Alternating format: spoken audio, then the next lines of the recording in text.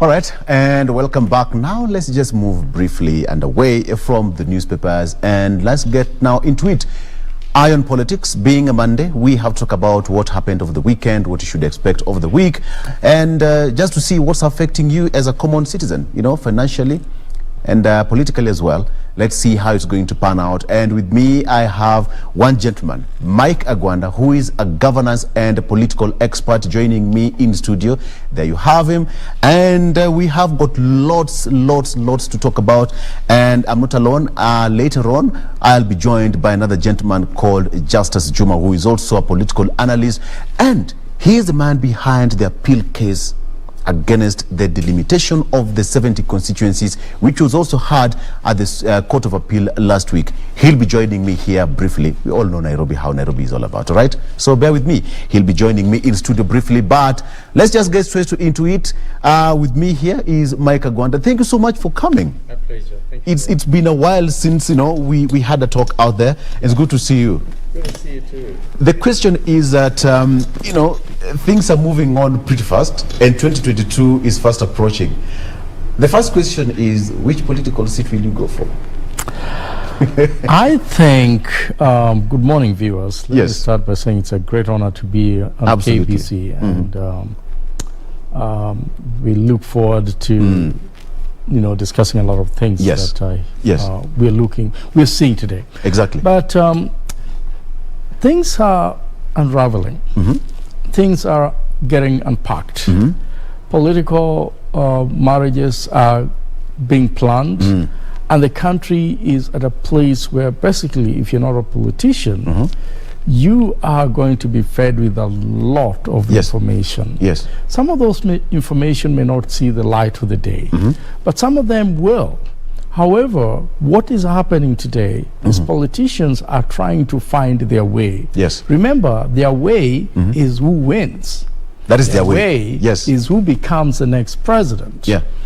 Our politics in this country is not based on ideology or philosophy, or not based on certain principles that men and women who follow them decides that I follow this party because of this principle. It is based on who is most likely going to be the president of Kenya.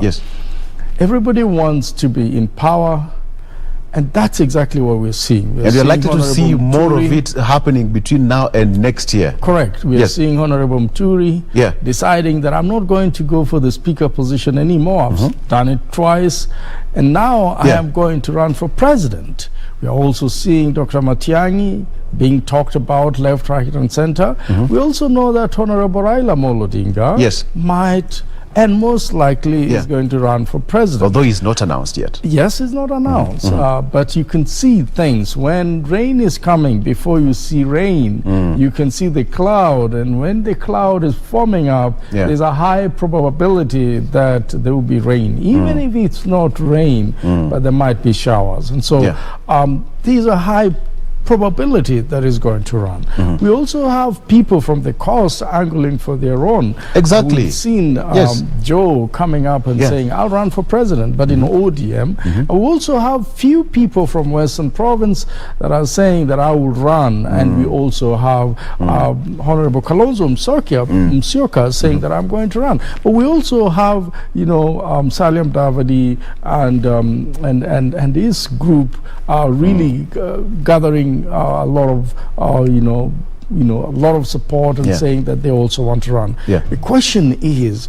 who will be on the ballot? Who will be the ballot? Are we likely to see all these, you know, all these candidates making it to the ballot? Not really. We've seen what happens. More recently, Honorable Ngilu, it was on the burial of the late Honorable Kalembe Ndidi. And Honorable Ngilu made a statement, and Honorable Kalonzo Musyoka was there. We had the governor of Governor Mutua there, and we had a number of leaders there. But Honorable Dile and also Honorable Raila Odinga was there. But Honorable Ngilu said this. She said, you cannot win this seat alone. You need each and every one of you. And she was speaking from experience. She was speaking from the experience. She was among the NASA team that was there before. She's run for president of the Republic of Kenya. She's been a minister in the Uhuru government, and she's now a governor. Yes. I can tell you for free that what Honorable Ngilu said is exactly what is going to happen in this country. Honorable Musalia Mudavadi cannot be a president alone because he's tried it before and it did not work. And he also knows about that. He knows about that. Yes. Honorable Wetangula will not be a president alone. He cannot run as a president alone. But some of them, Mike, some of them would say that they have got the strength in numbers. I wonder where the numbers are coming from. For you to have the numbers, you must at least get about 50%, if I'm not wrong, of the national, exactly. 25 counties. Yes. That means you have to have presence in almost 25 counties in this country. And by the way, you must get substantial amount of votes in those counties. Let's come to Honorable Wetangula. Where else does Honorable Wetangula has votes other than Western?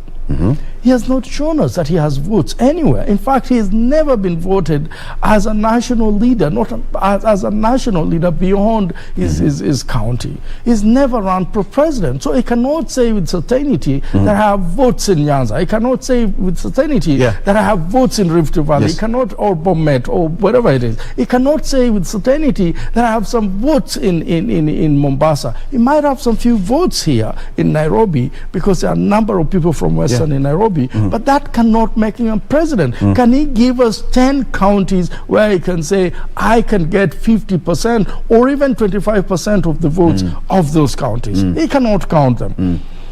We know that Honorable Musalia Mudavadi has run for president. Yes. But we also know very clearly that Musalia Mudavadi cannot count 10 counties where he has won and he has beaten everybody else, every aspirant that he's run with, and he says, these 10 counties are on my back. He cannot. When we look at Honorable Kalonzo Musyoka, that is a formidable candidate. Yes. He can, because he's done it before.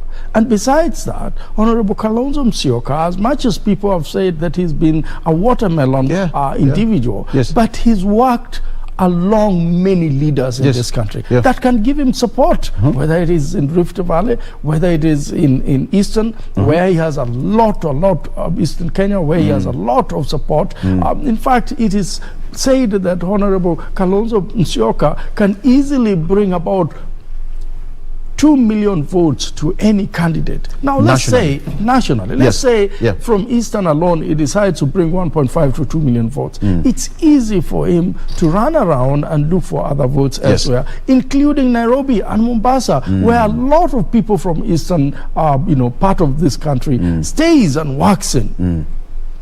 When you look at Honorable Raila Amolo Odinga, and you also look at Honorable, the Deputy President, Somaya Ruto, William Somaya Ruto, you can see that if they go to a contest today, there is no place where nobody does not know them. There is no place where William Somaya Ruto will go into this country because they have got that national appeal. I don't know him. First of all, he does not just have that national appeal. He's walked in every corner of this country. When he was running with Honorable Raila Amolo Odinga in 2007, he walked everywhere where Honorable Raila Amolo Odinga was. And he made his presence felt. When he was running with President Uhuru Kenyatta, he went to every corner of this country. In other words, he can go to every corner of this country and he'll know somebody there. If he doesn't know somebody there, he'll know a politician there. If he doesn't know a politician there, he'll know that few people gave them votes in that corner, whether it was with Raila Amolo Odinga or when he was with President Uhuru Kenyatta. As to Honorable Raila Amolo Odinga, many in this country have not just known him, but they voted for him to be the President of the Republic of Kenya. They voted for him, and he can count every corner of this country. He can tell you, this place I got these votes, this place I got these votes, and this place because they have those in record. And therefore, that makes them to be the only horses in this presidential race in 2022. Honorable Raila Amolo Odinga and William Somaya Ruto. Any other person will have to find himself in those camps. If not, then the Uhuru succession is lost. For now, the Uhuru succession is only in two people, either Raila Amolo Odinga or William Ruto. Okay. But we are seeing central province or central Kenya or what we call the mountain, people from the mountain splitting up. We are seeing a lot of interest there. But most importantly, we are seeing one of their own deciding to run for president. Yes. The fundamental question, therefore, that everybody need to ask themselves is Uhuru Kenyatta, President Uhuru Kenyatta, backing Justin Muturi for president? But the question is, he said the other day that he's ready to support any other candidate that NASA principles will, first of all, they have to unite, come up with a candidate, and that's exactly the candidate that President Kenyatta will support. So how is it going to play out? Because right now we have got Justin Muturi, representing Mount Kenya for that region, and we have got, President Kenyatta saying that, NASA guys, unite, give you a candidate, I will support you. Where will Speaker Justin Muturi lie, and the candidate from NASA as well lie? Are we seeing a situation where the president will be between a rock and a hard place? I think the person that wants to win the interests of the Republic of Kenya, and that is the voters, must go out there and look for votes. Yes. As far as I'm concerned, announcing that you want to run for president does not necessarily make you run for president. We had Honorable Abdu Diba, or Abdu Badida. Yes. Walimu I don't Dida. know where he went to ask for votes, if it were not for Isili and maybe part of Nairobi. We have Honorable Justice Muturi. He's still working. He's still the Speaker of the National Assembly. Yes. As to whether he'll hit the road and start looking for votes, that's something that we haven't seen. Yes. So I am saying that indeed many people are going to announce that they will run for president. But those who have not started campaigning and looking for that seat are not worth being called competitors in this race. And I think that's where Honorable Muturi lies. Give me a picture. Just paint for me a picture how 2022 would look like for you. If elections were to be called, let's say in the next 1 week. One thing that we have to know is President Kenyatta is going home, and that is what is in the Constitution. I strongly believe that any candidate in this country, a serious candidate that wants to be the president of the Republic of Kenya, do not be so over-reliant over the support of President Uhuru Kenyatta. Go look for votes. Okay, Most cases, the incumbents, when they're leaving, sometimes they have some little baggage, and sometimes they have very good will. There are few you can take from them, but there are also few you may not take from them. There are people who may not vote for them, who have never voted for them, even when they're a president. If you rely from their support a lot, most likely you lose some few people. However, the president of the support of the president is key to some people that perhaps have never gone out there and may not have a lot of support from every corner of this country. Those might need somebody to say, oh, I am supporting so and so, but we want it to be passively done, because if you overdo it, then people might just rebel against you, especially when you're going out. I see a situation where parties are going to march together. I see a situation where even those who are calling each other names today, if reaches the last minute and they knew that so and so is most probably going to be the president, they will join him hand. I see probably a situation where we'll only have 2 candidates in this country, and some of them are already known. The rest will run, not because they're going to win, but to position themselves for the next general election. Because sometimes you also want to know whether you're worth the seat you're looking for. And the only way to know whether you're worth the seat you're looking for is when people give you votes. If they don't give you votes, then you know, I better keep my money. Or even your donors or your supporters might also decide, I don't think this guy has that clout that he's looking forward to. Remember, money follows money and positions. If they know that you can claim that position, they'll give you the resources. If they know that you're just trying, they will not. That's why IBC is now coming up with the rules, over campaign financing, because some people have been getting more than they're supposed to get, and some have been getting literally nothing. Absolutely. The fundamental question that we are asking today is 2022 general election going to be free and fair and accountable to everybody that is in it? That is the assurance that this country needs to have. Okay. Let me give you one assurance, that we are going to take a very short break. And when we come back, we are going to continue because we've just started. Okay? Okay, I'm being told that we continue. All right. So we need to, just to paint a picture. We have a situation where we have, the candidates are now angling for the presidency, and every region will have a say come next year. Things that people say that, regional blocks, tribal blocks and what have you. How is it going to look like come next year for the unity and for the purposes of having a unity in a nation, so that we don't have this region bringing a particular candidate and all that, so that we have one candidate perfectly fit for every particular country? This nation is a candidate is for everyone in the country, so that we avoid this issue of this region, tumeleta mtu wetu, tumeleta mtu wetu, and muleta mtu wetu. How is it going to look like? What I can guarantee you is that regional representation is key for the posterity of this country, for issues of development, for issues of accountability, for issues of equal distribution of resources. That is very, very key, because we have a scenario in this country where basically regions that were perceived to be opposition were never getting development. Yes.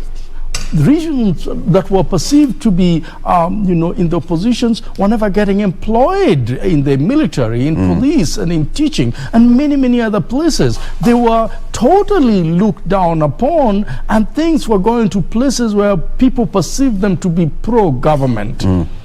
When it comes to issues of development matters in a country, you want equitable distribution of resources, regardless of whether they're in the opposition or not, because resources comes as a result of taxes that people pay. Yes. And anybody who pay taxes in this country is supposed to get the services they need. If they're not being given those services, then it is not right.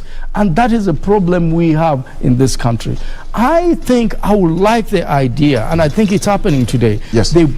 Of course, it's saying we want to be on the table so that we agree on what we will get when we support a particular candidate. Western is saying we want to be on the agreement table so that we know what is being promised for Western. And Eastern is saying the same. I think that's really, really important. Remember, the money that is going to devolution is just a drop of our budget of 3.6 trillion of our budget.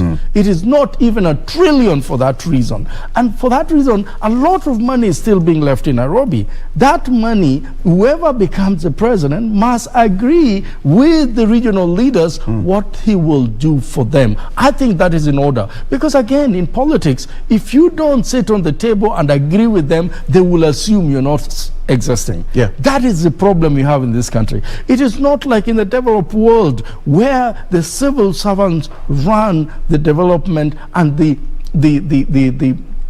development and runs the way the country runs. The politicians are left there to hinge on policies and to make laws that helps in issues of development, in issues of accountability, in issues of transparency. The politicians make laws, but the people who run the show are civil servants. You realize that it's this country, it is the other way around. It's just politicians that run the show. It's the politicians that determines where development goes. It's the politicians who allocate resources. It's the politicians who are supposed to oversight it, and it's the politicians who some of them are found in corruption. Very well.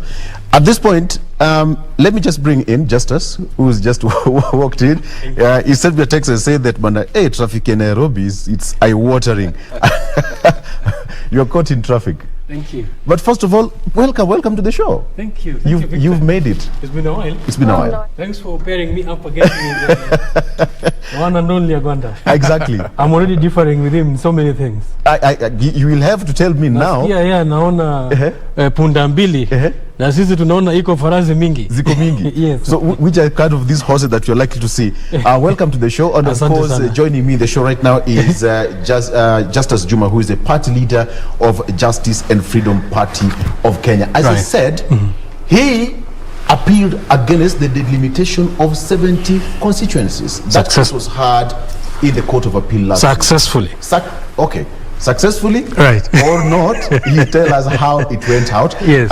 We had to get the ruling in August 20th, according to the judges, and of course he represented the case and with his lawyer. So he'll also tell us more about that. Of course, the delimitation of 70 constituencies is one of the key issues that is, factored in the BBI and IBCs, fighting against some of the politicians as well. So he'll tell us more. Let me just start with this one. As we were, continue with the discussion, I asked Mike here how 2022 would look like as a party leader. How many people do you have running for the political seat? If it was the days of Daniel, you would have seen the writing on the wall. Mene mene tekel. How is it? Who passed the day? Yes. And the writing on the wall is very clear. Yes. And the scenarios are very dynamic. And I appeal to politicians who have a closed view to open their perception, and their perspective, and see Kenya moving in a different dynamic. Yes. When we opposed BBI, actually, at first I think Justice and Freedom Party was the only party. When people were at Bomas of Kenya, we were at Uhuru Park. Yes. And let me tell you, even the media did not cover us. And we released a press conference and stated our position. And few days later, when they were at KICC, we were still back at Bomas of Kenya. By then, we were joined by around 6 political parties. And this initiative went all the way, and of course, up to the High Court. And we won the away match. Tuliwachapa nyumbani. And they ran back to Court of Appeal. And in the Court of Appeal, we saw how we struggled last week. And submission had been done.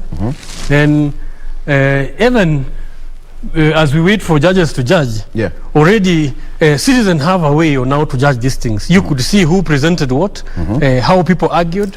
And then most of us also don't have to be lawyers to understand the Constitution, because Constitution is basic. Is a basic a document that all of us should be able to understand. And to me, it is the David-Goliath scenario. And that is where our hope and faith is coming from. So yes, it's true, when we are fighting the Goliath war style, the combat. In war, you have various types of war.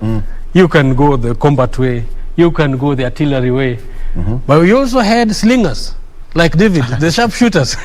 And sometimes they can mess up the game. Where do you belong? And the 3 categories. We are the individuals who are going to mess up the game. Because when you're analyzing in terms of the conventional appearances, the very, very same names Kenya are used to. Actually, is a perfect picture scenario is what you could have seen also in the legal fraternity. We do have various names that are known. And we've seen the arguments actually being defeated and being rubbished by young lawyers who no one thought of actually to exist. And this is the things that we're reminding Kenyans that they are new leaders and they are young leaders who are visionaries, who have the heart of this nation at heart. And sometimes that's where, as a party, we differ with individuals who line themselves in the traditional way of politicking, where money is the center, where how much you've stolen is the center, where merit is thrown out of the window, where actually qualification and the interest of the citizen has been thrown. Because if you hear people actually discuss or analyze the political scenario, you're looking at a structure where it is the politician who devolves to the citizen, whereas the current constitutional framework empowers the citizens to participate in the democratic process and determine what should be coming to them. Where we're coming from is to inform the citizen that it is your time, it is your moment to participate and determine your future. Right. And some of these leaders we're talking about, actually, they've been in place for quite a while, and you can judge them by their fruits. And I must warn them that the playing field has changed, and the writings are on the wall, and things are not the way they were before. We are going to experience a different 2022 as compared to what they were expecting. All right. We'll get into that discussion later on, and tell me how the whole of this appeal started and what drove you into having that appeal against the 70 constituencies. Right. You don't want it or you don't want it, you will tell us the reason why. But just going back to the discussion we had with Mike earlier on, we are talking about the 2022 succession politics. Yes. It's all over right now. Yes. And politicians are rushing to have, alliances are being formed. Yes. Politicians are now running around to make sure that they have the clout. ODM, Jubilee. Exactly. Asla and other. The dynasties are talking about and what have you. Now, the question is, the same scenario we have Muturi right now in the mountain and saying that he's going to go for the top seat. Right. How is it going to affect the political scene moving forward 2022, the central part of Kenya and any other region? How is Muturi's succession plan going to affect the 2022 politics? Muturi is still a creation of the same Jubilee ODM alliance. Right. Of course, is now the figure they are trying to create from central to deputize should they run with Raila. Though the factors there are still a bit challenging, because yes, we know central votes is a factor in the coming 2022 election, and most of the guys are fighting to get the central vote. If you are able to rally it to the last man, then yes, your chances are high. Yes. And I know Raila might be working very hard, but looking at the scenario, I don't see Mount Kenya voting Raila to the last man. They are very interesting type of voters. I'm sure you might be surprised if they choose their own. Should the alliance of Raila and the Jubilee want to succeed, probably then they'll have to go back the Muturi way. Is there a threat? Is there a threat in terms of the alliances? Jubilee, and today in the papers, Tuju says that they are going to rebrand. The Jubilee is going to rebrand, and they have got the top party organs and leaders going to unite in terms of having the conversation moving forward. How is it going to threaten? That is if Raila has already conceded that he is not able to rally that vote, and now they're looking at another way to bring it on. Yes, with Muturi they stand chances. Though Ruto had a chance, which apparently also has dwindled because by the virtue of even how the Central Kenya supported the BBI initiative and voted on it, it portrayed the position that they took, because sometimes they can talk among themselves. And should they go in that direction, then even him, his chances actually in Central Kenya now is 50-50. And being 50-50, then that does not actually warrant him opportunity to be the president. Absolutely. But this is how I categorize the two. Because if Malcolm X was alive, he will say you are choosing between the wolf and the fox. And the wolf and the fox, both of them will eat you. At some point. Yeah, so which one would you rather choose? I would rather choose and watch the wolf. Yes. Because I know the wolf is definitely going to devour me, not like the wolf. Who's the wolf? That's a question. Both the dynasty and the Asla, both fox and the wolf. And at the end of the day, they are going to eat us, the citizen. And this is why our attention, actually, as Justice and Freedom Party, we are removing our attention from the wolf and the fox, because at the end of the day, we are their food. And to escape, they've been eating us all this while. The dynasty always come openly, like right now. Look at the inflation. Yes. Look at the Gazette. They're talking about the school fees. They promise us free education. Right now, we are grappling with the opposite. The Jubilee government have just raised tax to a point that even your own income tax, your own income is being taxed, not at 20%, but now at 30%. The little loan you are borrowing from a bank, the government is shamelessly targeting that loan. Imagine you are borrowing loan to just alleviate yourself. These guys, the mobile communication, where we could even just say hi to your mother and then just comfort them in various situations that they're in, that is what Jubilee government is treating us to date. And Why I say the other one is the fox, because the other one is now hiding behind us, and is one of the founder of the same manifesto. And they are the individuals who actually, even as he talks right now, is a dangerous fox, because he's even earning our salary. We are paying him every month. Yes. And we are paying him to run around to give us false hope, which he had actually demonstrated after the 10 years, that he cannot fulfill anything. So all these narratives, if I was clever Kenya, I would not be deceived by either of the forces. I see the way Mike is looking at you. Right. Bring him in. Bring him in. I think the political scenario in this country has not been with honesty and with an interest of the people at heart. But the question that people need to ask themselves is, who are the creation of these politicians? We are the creations of these politicians. Our leaders is a resemblance of the people that vote them, including Justus, Juma, seated next to me. And so we can cry the more we want, but if we cannot get out there as middle class and support those that are down there that want true leadership and change for their economic, position, then we are wasting time. If we cannot fight for justice and freedom of our election and electioneering period, then we are wasting our time calling names. If we cannot ensure that IBC does the right thing, because there is also the aspect of men and women lining up as early as 4 o'clock to vote, and as soon as they're done voting and counting begins and they realize that their votes never mattered, even though they were right there. As soon as we can actually change what is an IBC and say, look, we cannot have a situation where people are at the Supreme Court and somebody is still sleeping on something that we all know is kept on the cloud. Cloud is not heaven, as people may think for the IT guys. Cloud is a place that is designed to store information, and they're everywhere in the world. So you cannot tell me that those people sleep. They don't sleep. The cloud does not sleep with information.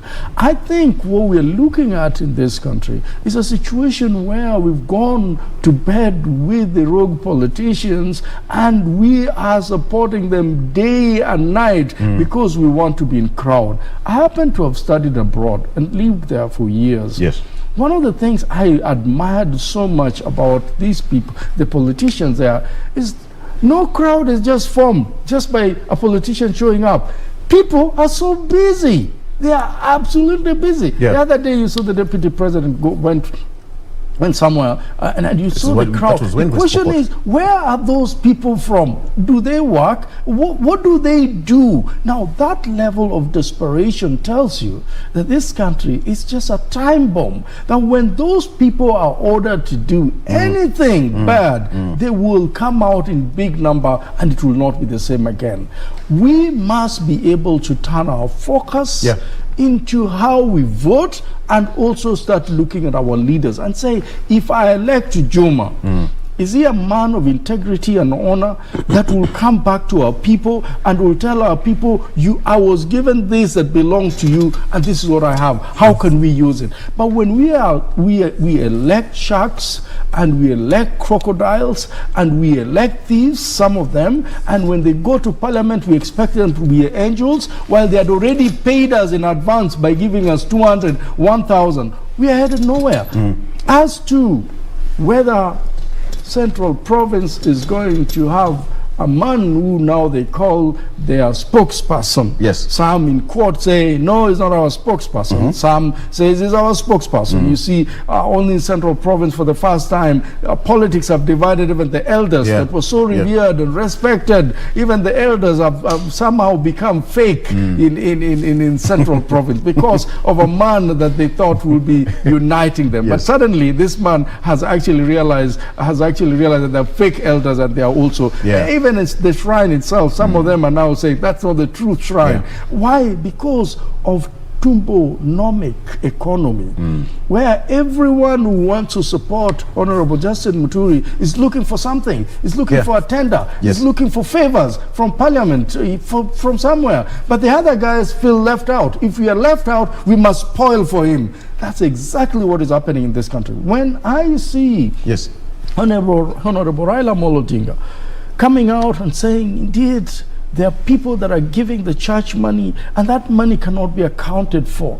And you find the deputy president saying, it is my turn now to say how dirty you were. And he comes out in big numbers and he says, this is what is happening. And then you sit back and you hear the president saying that this country is being looted to the tune of 2 billion per day. And then you wonder, which country are we living in? The politicians are not for you, viewers. The politicians are for themselves. The sooner you change them with people that have lived among you, have fought so hard for you, and you know them very well, the better. But the ones that are being brought to you by the party through nominations might not be the people that will ever serve you. Before we continue, Justus, can we just take a break? Okay, then when we come when we come back, before we spoil the party, before we spoil the party, as Mike is correctly putting it, let's just take a break, and when we come back, we're still going to continue to talk about. We have got Dr. Fred Matiang'i on the star here. Is Matiang'i's secret card Uhuru and Raila 2022 plan. Sources say that he's being groomed to be the spokesman of Luo Nyanza and the Nyanza as a whole. How is this going to work? We are going to discuss more and others when we come after this break. Stay around.